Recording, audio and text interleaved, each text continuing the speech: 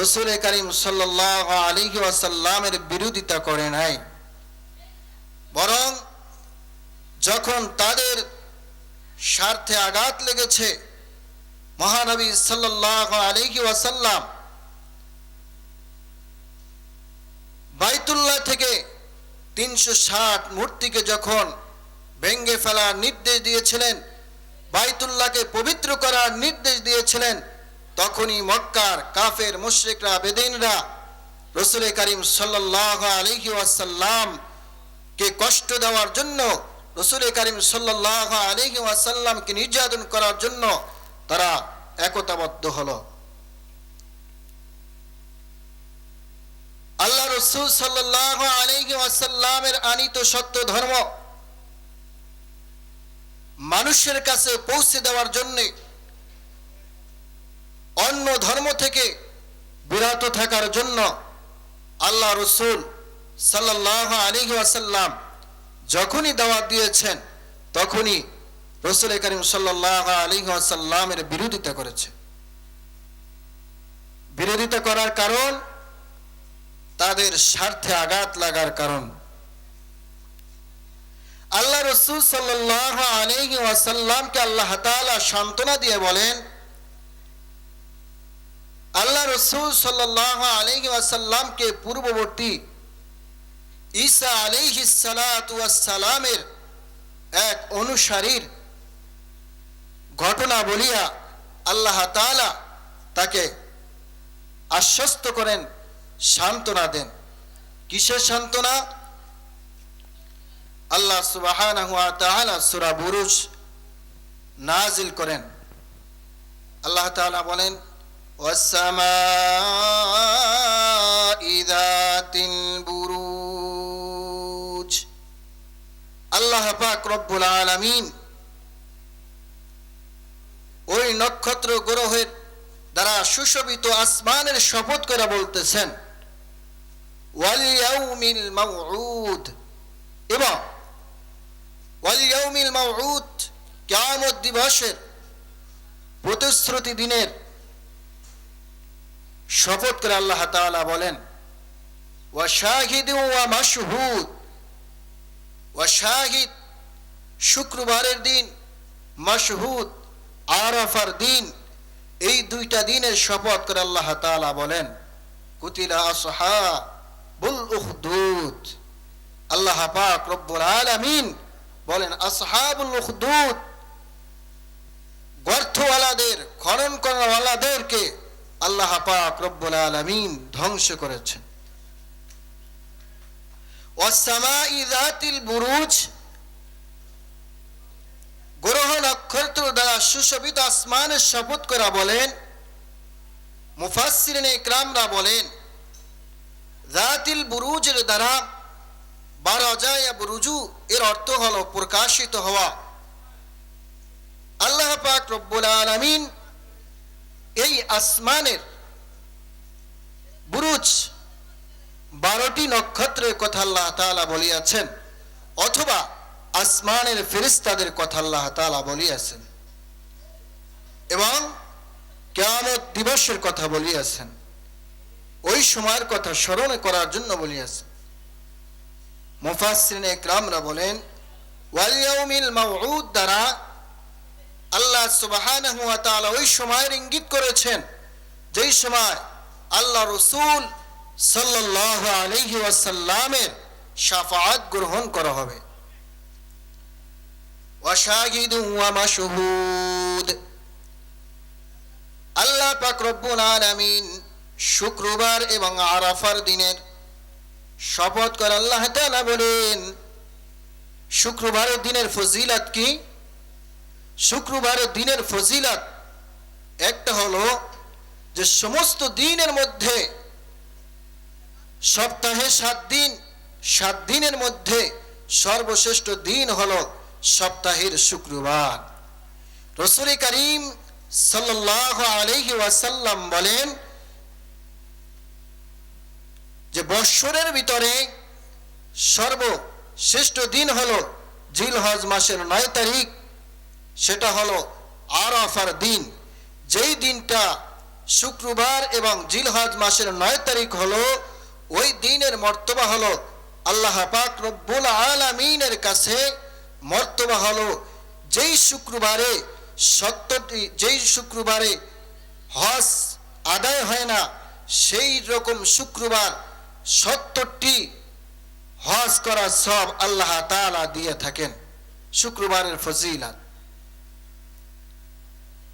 আল্লাহ রাসূল সাল্লাল্লাহু আলাইহি ওয়াসাল্লাম এই শুক্রবারের দিন যারা নামাজ না পড়ে শুক্রবারের জুমায় মসজিদে হাজির হয় না, তাদের ক্ষেত্রে জনাবে মুহাম্মদুর রাসূলুল্লাহ সাল্লাল্লাহু আলাইহি ওয়াসাল্লাম বলেন যে যেই ব্যক্তি ওজরবিহীন ওজর ছাড়া মসজিদে শুক্রবারের নামাজে শরীক হইল না, ওই ব্যক্তির নাম এমন একটা কিতাবে মুনাফিকের নাম লেখা হয় যেই কিতাব থেকে নামটা মুছাও যায় না এবং নামটাকে পরিবর্তন করা যায় না। আল্লাহ রাসূল সাল্লাল্লাহু আলাইহি ওয়াসাল্লাম শুক্রবারের দিন যারা নামাজ না পড়ে শুক্রবারের জুমায় যারা হাজির না হয় তাদের নামটা মুনাফিকের নাম হিসাবে আল্লাহ রাসূল সাল্লাল্লাহু আলাইহি ওয়াসাল্লাম উল্লেখ করেছেন। যাই হোক, আল্লাহ সুবহানাহু ওয়া তাআলা এরপরই বলেন কুতিলা আসহাবুল উখদুদ, আসহাবে উখদুদ দের কথা আল্লাহ তাআলা আল্লাহ রাসূলকে সাল্লাল্লাহু আলাইহি ওয়াসাল্লামকে জানায়া দেন। আসহাবে উখদুদ কারা? আসহাবে উখদুদ জানতে হলে আমাদের ইতিহাসের দিকে যেতে হবে। তৎকালীন যুগে পরাশক্তি ছিল, পরাশক্তিদের মধ্যে রোম, পারস্য, ইয়ামেনকে বোঝানো হতো। অন্যতম ছিল তাদের মধ্য থেকে একটি রাষ্ট্র হলো ইয়ামান। ইয়ামেনের ভিতরে একজন শাসক ছিলেন, অত্যাচারী শাসক। তৎকালীন যুগে জাদুবিদ্যার প্রচলন ছিল। তৎকালীন যুগে জাদুবিদ্যার প্রচলন ছিল। যেই শাসকের নাম ছিল ইউসুফ জুনওয়াস। তার রাজ্যে তার অধীনস্থ একজন জাদুবিদ্যা ছিল, একজন জাদুকারী ছিল। ওই বাদশাকে তার বৃদ্ধ বয়সে বলল, বাদশা, আমার তো বৃদ্ধ বয়স হয়েছে, আমার মরণাপন্ন অবস্থা, আমি এখন আমার শেষ জীবনে আমি চাই আমার এই জাদুবিদ্যা একজনকে শিখায়া যেতে চাই এবং আপনি এই জাদুবিদ্যার দ্বারা আপনার রাজত্বকে পাকাপোক্ত করতে পারেন।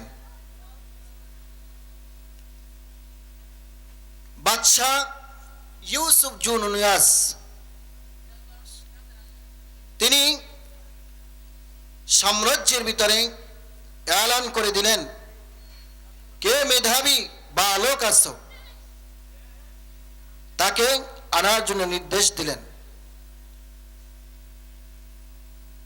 আল্লাহ তাআলার কুদরত,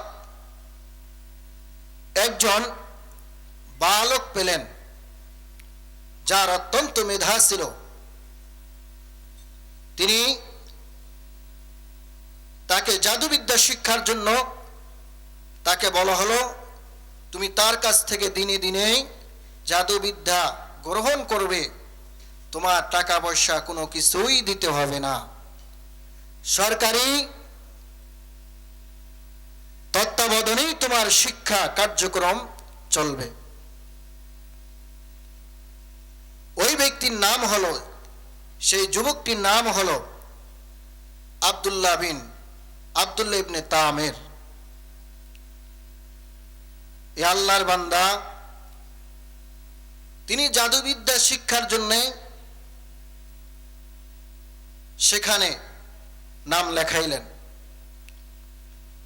আব্দুল্লাহ ইবনে তামির তিনি রাস্তা দিয়ে যাচ্ছেন, তৎকালীন যুগ ছিল ঈসা আলাইহিস সালাতু ওয়াস সালামের ধর্মের অনুসারী। একজন পাদ্রী বা একজন সাধক তিনি রাস্তার পাশে ঈসা আলাইহিস সালাতু ওয়াস সালামের ধর্মে মানুষকে দাওয়াত দিচ্ছেন, মানুষকে বুঝাইতেছেন, ওয়াজ নসিহত করতেছিলেন। আল্লাহ পাক রব্বুল আলামিনের কুদরত, আব্দুল্লাহ ইবনে তামিরের অন্তরের ভিতরে কথাগুলো লেগে গেছে। তিনি সেখানে প্রতিদিন বসতেন এবং প্রতিদিন যিনি বসতেন, বসার কারণে তিনি জাদুবিদ্যা শিক্ষার কেন্দ্রে যেতেও দেরি হতো, মা বাবার কাছে যেতেও দেরি হতো। এক পর্যায়ে তিনি শিক্ষা সমাপ্ত করেন, জাদুবিদ্যার শিক্ষা। এদিকে একদিন আব্দুল্লাহ ইবনে তামির রাস্তা দিয়ে হেঁটে যাচ্ছেন, বিশ্ব রাস্তা, মানুষ চলাচলের রাস্তা, যেই রাস্তা দিয়ে মানুষ চলাচল করে, এমন একটি রাস্তা দিয়ে আব্দুল্লাহ ইবনে তামির চলে যাচ্ছেন। মানুষকে দেখতেছেন, আব্দুল্লাহ ইবনে তামির দেখতেছেন যে মানুষগুলো রাস্তায় দাঁড়িয়ে আছে। দৃষ্টি দিতেই দেখতেছেন মানুষ চলাচলের রাস্তায় ভয়ানক এক প্রাণী বসে আছে। আব্দুল্লাহ ইবনে তামির এই অবস্থা লক্ষ্য করতেছেন, পর্যালোচনা করতেছেন। মানুষ চলাচল করতে পারতেছিলেন না, সবাই চিন্তায় বিভোর হয়ে গেলেন।